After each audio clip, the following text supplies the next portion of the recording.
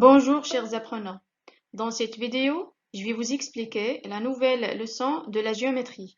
C'est la symétrie centrale. Pour le titre, ça vous dit quelque chose. Vous avez déjà vu une symétrie. Dans les années précédentes, vous avez étudié la symétrie axiale.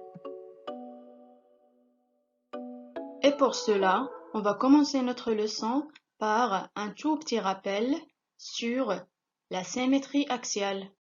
Donc la définition de cette symétrie. Le symétrique d'une figure par rapport à une droite, appelée axe de symétrie, est la figure obtenue par pliage le long de cette droite. Prenons un exemple. Alors dans notre exemple, on a deux figures symétriques par rapport à la droite D, c'est-à-dire que les deux figures se superposent ou bien se confondent par pliage le long de cette droite D. Maintenant, on va utiliser cette symétrie axiale qu'on vient de définir pour répondre à cette activité qui va nous permettre de définir la symétrie centrale. Alors, la première question, c'est de construire le triangle A1, B1, C1, le symétrique de ABC par rapport à la droite D1. Et pour ce faire, on doit d'abord construire les symétriques des points A, B et C par rapport à la droite D1. Donc, pour construire le symétrique du point A, on commence par construire une droite qui passe par ce point et qui est perpendiculaire à la droite D1. Et puis on prend les mêmes distances et voilà, A1 est le symétrique du point A. De même pour les deux autres points B1 et C1. Et puis on relie les trois points obtenus et le triangle A1, B1, C1 est le symétrique du triangle ABC par rapport à la droite D1. La deuxième question.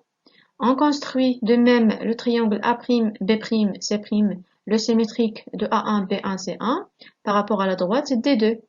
De la même manière, les symétriques des trois points, on les relie et voilà le triangle A', B', C', le symétrique de A1, B1, C1 par rapport à la droite D2.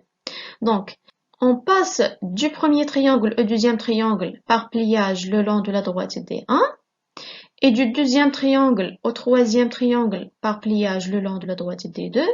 Maintenant, ce qu'on cherche, c'est de trouver un procédé permettant de passer de la figure 1 à la figure 3, c'est-à-dire le premier triangle au troisième triangle, sans passer par le deuxième.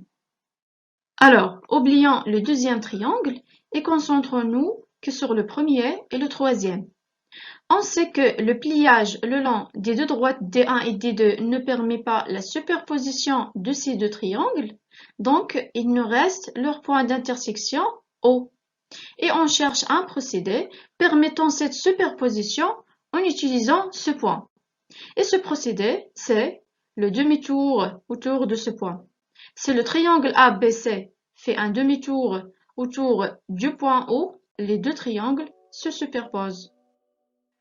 Et comme ça, on vient de donner naissance à un nouveau terme, ou bien à un nouveau type de symétrie.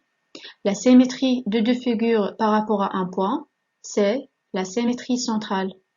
Et ce point-là s'appelle le centre de cette symétrie. Passons maintenant à la quatrième et la dernière question de cette activité. C'est la construction des trois segments A', B', et C'. Et la question, c'est que remarque-t-on de ces trois segments?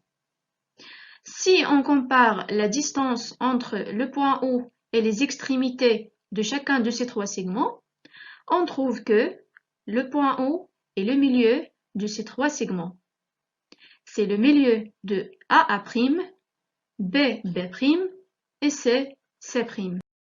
Donc, dire que le point A' est le symétrique du point A par rapport à un point O, cela veut dire que ce point-là O est le milieu de segments formés par le point A et A'.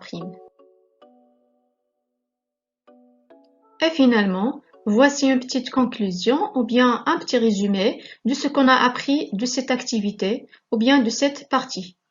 Donc, deux figures sont dites symétriques par rapport à un point si elles se superposent par demi-tour autour de ce point. Et ce point-là s'appelle le centre de symétrie. Ça, c'est la définition de la symétrie centrale. Maintenant, la définition du symétrique d'un point. Le symétrique d'un point A par rapport à un point O est le point A' tel que O soit le milieu de segment AA', c'est-à-dire que O, le centre de symétrie, soit le milieu du segment formé par les deux points symétriques. Voilà donc la première partie de cette leçon.